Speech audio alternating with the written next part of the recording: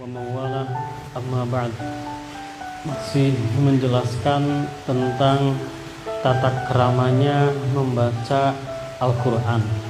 Membaca Al-Quran aja kita dituntun. Membaca Al-Quran saja kita dituntun. Membacanya seperti apa? Membaca Al-Quran yang harus tidak dibolak-balik urutannya. Misalkan dibaca di awal, terus habis itu dibaca lagi di akhir, dibaca lagi di tengah. Nah, hukumnya bagaimana hukumnya? Diriwayatkan dari Imam Abi Dawud dari Hasan, dari Sayyidina Hasan, ini memakruhkan ketika ada bacaan yang bacaan itu dibolak-balik, membaca dari awal, terus habis itu dibaca lagi di terakhir, habis itu dibaca lagi di tengah, habis itu dibaca lagi di akhir lagi. Nah, ini yang enggak dibolehkan, ya, dimakruhkan. Jadi tata krama yang baik membaca Al-Quran itu, tata krama yang baik menghafal Al-Quran itu, ya berarti berturut-turut, tartibul mushaf. Jadi tertib, misalkan awal dari surat Al-Fatihah, dilanjut surat Al-Baqarah, dilanjut surat Al-Imran, dan seterusnya. Ini tartib atau tata krama kita membaca Al-Quran atau menghafal Al-Quran. Ada enggak yang membacanya itu dari belakang, terus habis itu akhir di depan? Ada, yaitu memakai sistem Sulaimaniyah.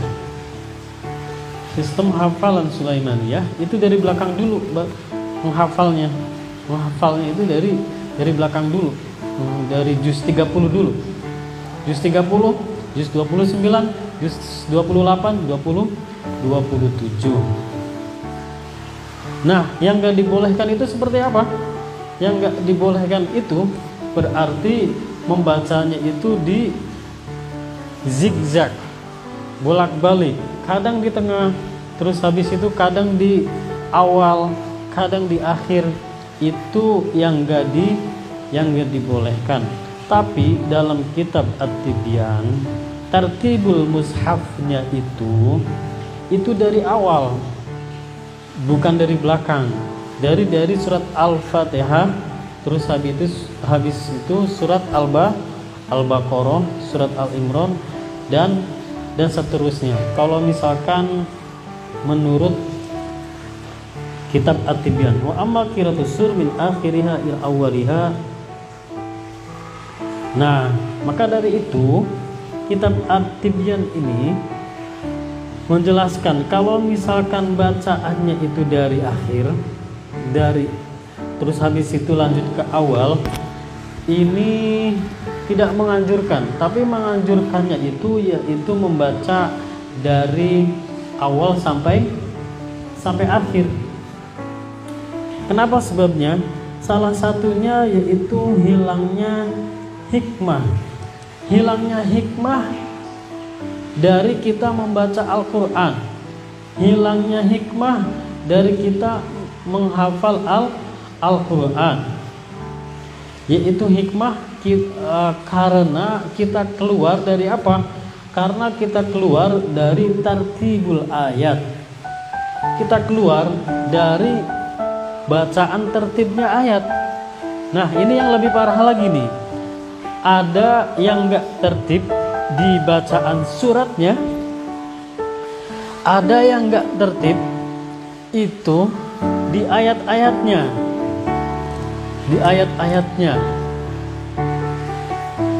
Tapi wallahu alam, ada atau tidak orang ketika membaca surat bukan di ayat pertama dulu, tapi di ayat yang terakhir dulu.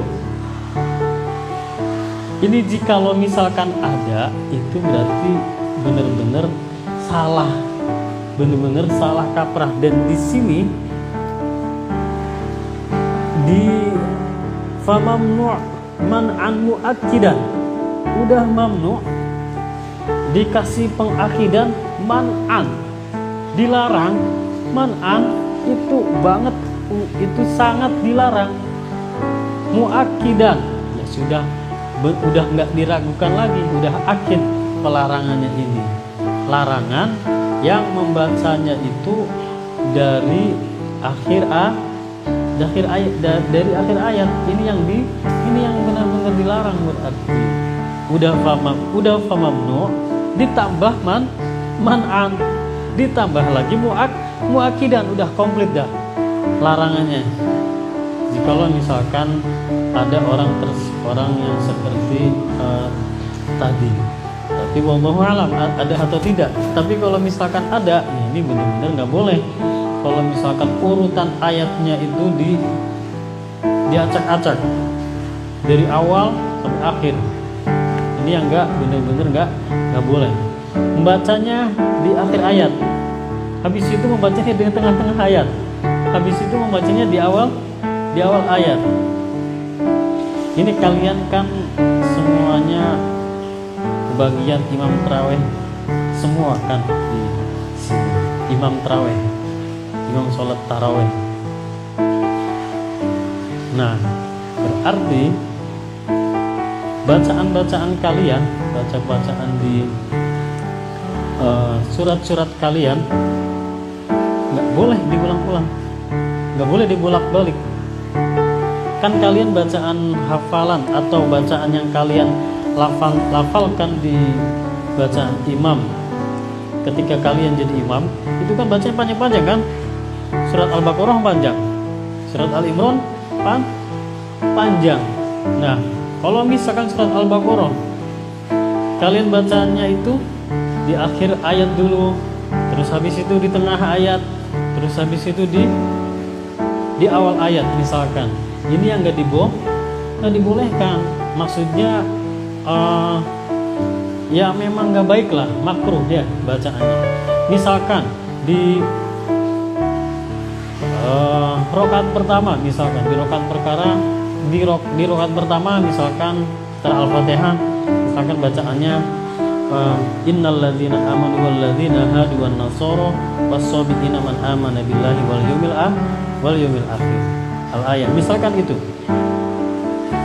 Di rokaat yang kedua kalian bacanya misalkan alif lam mim dzalikal kitabul la raiba fihi hudal lil muttaqin. Ini berarti membacanya di akhir dulu kan, setelah itu di awal ayat, betul nggak? Di awal ayat. Ini yang nggak dibolehkan ya, nggak dianjurkan lah, makruh bacaannya. Misalkan di rakaat pertama bacaannya qalu ud'u lana rabbaka yubayyin lana ma hi qala innahu yaqulu innaha baqaratun la faridu wa la bik awalun baina dzalik fa'alu ma tu'marun. Misalkan di rakaat pertama bacaannya itu. Di rakaat yang kedua kalian misalkan bacaannya khatamallahu ala qulubihim wa ala sam'ihim wa ala absarihim ghishawah wa lahum azabun. Misalkan bacaan seperti itu. Berarti kan itu di akhir ayat dulu kan? Terus habis itu kalian lanjut di awal ayat. Nah, ini yang enggak dibolehkan ya, enggak dianjurkan, makruh lah bacaannya. Kata Imam Abi Dawud ini, bukan Imam Abi Dawud yang ini ya, apa namanya? Tapi ini Imam Abi Dawud yang dari golongan tabi'in. Imam Abi Dawud yang dari golongan tabi'in mengatakan, jikalau ada hal yang orang yang membacanya bacaannya itu di akhir dulu lalu di ayat, maka itu hikmah dari bacaan-bacaannya itu akan hilang ya, dari bacaannya akan hilang. Nah, wa amma ta'limu as-sibyan min akhir al-mushaf ila awwalihi. Tapi ini beda lagi nih. Fi ayamin muta'addidah. Ini untuk keperluan min tashilil hifdzi. Ini untuk keperluan memudahkan hafalan. Beda lagi ya. Ini untuk keperluan memudahkan hafalan, bukan kalian membaca, bukan kalian menjadi imam, tapi untuk keperluan menghafal Al-Quran. Dibolehkan. Yang pertama itu misalkan dibolehkannya ada ayat yang mudah antara surat Al-Baqarah misalkan dengan surat Al-Imran. Menurut kalian surat yang termudah itu surat Al-Imran, bukan surat Al-Baqarah. Kalian maunya membacanya itu surat Al-Imran dulu, menghafalnya maksudnya surat Al-Imran dulu, bukan surat Al-Baqarah. Nah, ini dibolehkan atau tidak? Ini yang dibolehkan ya. Ini yang dibolehkan. Ketika surat Al-Imran udah selesai, kalian lanjutnya di surat yang pertama, yaitu surat Al-Baqarah. Karena surat Al-Imran itu surat yang kedua setelah surat Al-Baqarah. Paham tidak? Paham. Lalu untuk keperluan mengasah hafalan kalian, ini illa bid-darurah. Ini kecuali dalam keadaan darurat. Daruratnya apa? Daruratnya litashilil hifdzi. Daruratnya untuk memudahkan hafalan. Misalkan contohnya seperti apa? Misalkan contohnya kalian membaca ayat yang pertama, ayat yang kedua, ayat yang ketiga, keempat, kelima, keenam, ketujuh, ke-8, ke-9, ke-10. Kalian udah hafal tuh. Udah hafal, tapi karena kepingin memungkinkan, karena kepingin untuk mengasah, karena kepingin untuk melancarkan, karena kepingin untuk menguatkan hafalan. Mungkin ada orang yang tergolong orang yang seperti ini, misalkan karena ingin untuk menguatkan bacaannya itu, coba saya kepingin balik bacaannya, bacaan ayat 10, bacaan ayat 9, bacaan ayat 8, 7, 6, 5, 4, 3, 2, 1. Untuk keperluan hafalan, untuk keperluan menguatkan hafalan, maka ini dibolehkan. Ya, untuk melatih aja, untuk melatih kalian, melatih di kamar, melatih di manapun berada, itu yang dibolehkan. Yang nggak boleh itu apa? Yang nggak boleh itu kalian membaca Al-Quran di acara-acara tertentu, membaca Al-Quran ketika apalagi kalian menjadi imam, ayat-ayatnya dibolak-balik ataupun surat-suratnya dibolak-balik. Ya, ini hukumnya bukan haram, bukan, tapi hukumnya itu makruh ya. Dianjurkannya itu bitartibil ayat wa bitartibis surah. Fahim tuh? Wallahu a'lam bishawab.